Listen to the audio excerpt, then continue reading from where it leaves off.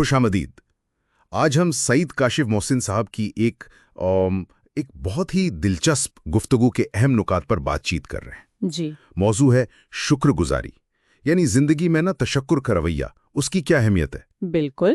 تو اس گفتگو میں ذاتی تجربات بھی ہیں، سائنسی تحقیق کا بھی ذکر ہے اور روحانی پہلو بھی شامل ہیں۔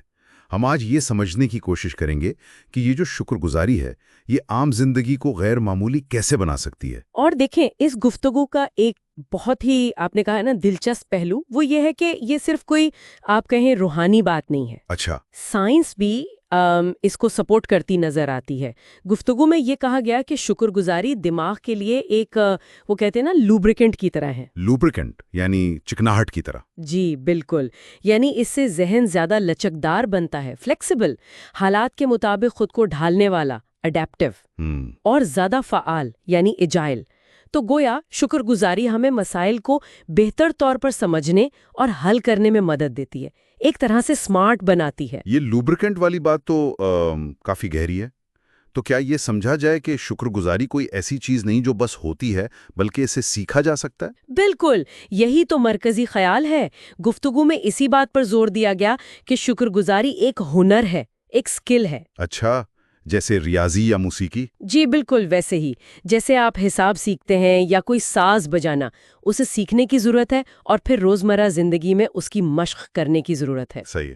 مقرر نے اپنا ذاتی تجربہ بھی بتایا، کوئی 20 سال کا مشاہدہ، کہ انہوں نے جتنے بھی غیر معمولی کامیاب لوگ دیکھے، جی جی، خاص طور پر وہ جو بہت معمولی پس منظر سے، مشکل حالات سے آئے تھے، ان سب میں ایک چیز مشترک تھی: شکر گزاری کا رویہ۔ واہ، یعنی کامیابی صرف محنت یا ذہانت نہیں، ایک خاص ذہنیت بھی ہے۔ بالکل۔ گفتگو میں میرا خیال ہے غیر معمولی بننے کے لیے ایک اور بڑا دلچسپ نقطہ تھا: آرٹس، سائنس اور روحانیت کا امتزاج۔ جی ہاں، اور یہ آج کل کے دور کے لیے بہت اہم بات ہے۔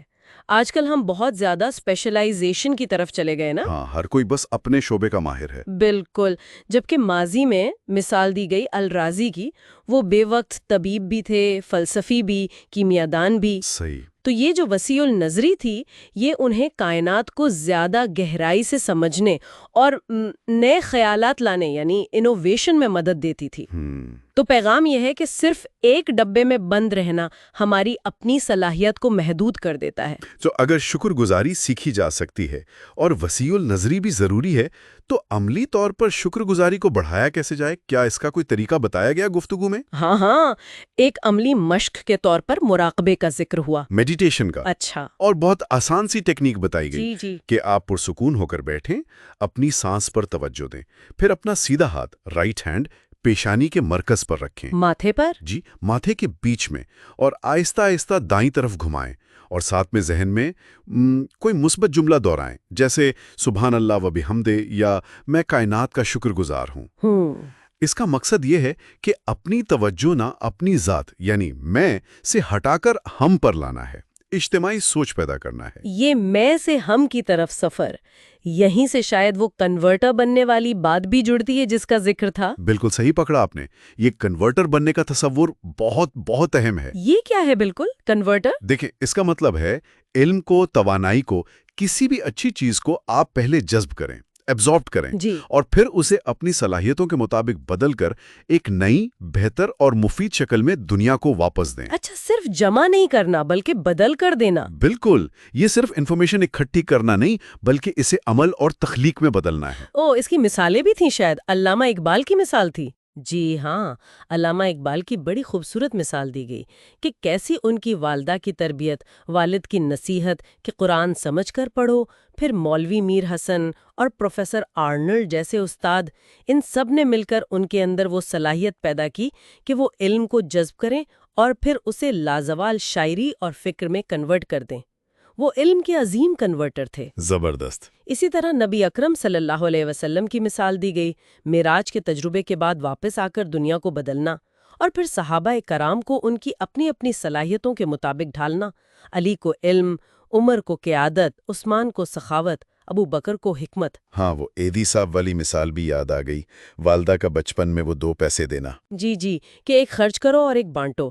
وہ چھوٹا سا بیج کیسے ایک عالمی فلاحی تحریک بن گیا۔ اور اسٹیو جابز کا وہ کیلیگرافی سیکھنا۔ ہاں، کہ وہ کیلیگرافی ورکشاپ جس نے ان کی جمالیاتی حس ایستھیٹکس کو بہتر کیا، اور پھر وہ چیز ایپل کے ڈیزائن میں نظر آئی، یہ سب کنورٹ کرنے کی ہی مثالیں ہیں۔ بالکل۔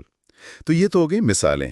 اب اس کنورٹر بننے کی صلاحیت کو منظم طریقے سے کیسے بڑھایا جائے؟ یہاں وہ کیٹ فریم ورک آتا ہے نا؟ جی، وہیں پر کیٹ فریم ورک کا ذکر ہے۔ یہ کیٹ کیا چیز ہے؟ CAT؟ اسے آپ ایک ذہنی ماڈل سمجھ لیں۔ کیٹ یعنی سی سے کانسیپٹس، تصورات، یعنی مطالعہ کریں، غور و فکر کریں، اپنے بنیادی نظریات کو واضح اور مضبوط بنائیں۔ ٹھیک۔ اے سے ایستھیٹکس، جمالیاتی حس، یعنی فطرت کو دیکھیں، آرٹ کو سراہیں، خوبصورتی کو محسوس کریں اور اس سے اپنی حس لطافت کو بہتر کریں۔ اور ٹی سے ٹیکنیک، یعنی ٹیکنیک یا مہارت، آپ جو بھی کام کرتے ہیں، جو بھی آپ کا ہنر ہے، اس میں کمال حاصل کریں۔ اچھا۔ تو گفتگو کے مطابق جب یہ تینوں چیزیں ملتی ہیں، مضبوط تصورات، جمالیاتی حس اور ٹیکنیکی مہارت، تو یہ ہمیں عام مقابلے بازی سے اوپر اٹھا کر منفرد بنا دیتی ہیں۔ یہ تو بہت جامع بات ہے، یعنی صرف علم یا صرف ہنر کافی نہیں، خوبصورتی کا احساس بھی اتنا ہی اہم ہے۔ اچھا، اور مستقبل کے حوالے سے بھی کچھ بات ہوئی تھی۔ جی، مستقبل کی تیاری کے لیے بھی دو اہم چیزوں کا ذکر تھا۔ ایک FDS یعنی فیوچرسٹک ڈیزائن سینس، مستقبل کے تقاضوں کو سمجھنا اور اس کے مطابق منصوبہ بندی اور تخلیق کرنے کی صلاحیت۔ صحیح۔ اور دوسری چیز 3 Cs یعنی مؤثر کمیونیکیشن، ابلاغ، کولیبوریشن یعنی مل جل کر کام کرنا، اور کریٹیوٹی، تخلیقی صلاحیت۔ ٹھیک ہے۔ اور ایک اور دلچسپ بات یہ کہی گئی کہ جب ہم کیٹ فریم ورک سے اپنی اندرونی صلاحیت بڑھاتے ہیں نا، تو اس کا اثر ہمارے باہر بھی نظر آتا ہے، ہمارے اورا پر۔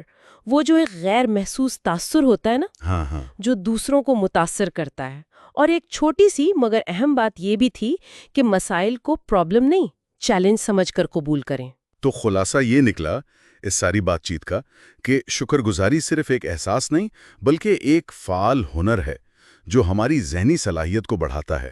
جی، اور جب اسے علم، جمالیات اور مہارت یعنی کیٹ کے ساتھ ملایا جائے تو یہ ہمیں ایک مؤثر کنورٹر بنا سکتا ہے، بالکل، جو دنیا پر اچھا اثر ڈالے۔ اور وہ چھوٹی چھوٹی نیکیوں یعنی روشنی کے بیج بونے کی اہمیت بھی سامنے آئی۔ بالکل۔ اور آخر میں نا، گفتگو ایک بہت گہرا سوال چھوڑ جاتی ہے سننے والوں کے لیے، ایک سوال جس پر ہم سب کو سوچنا چاہیے۔ وہ کیا؟ سوال یہ ہے، ہم کون سے کنورٹر ہیں؟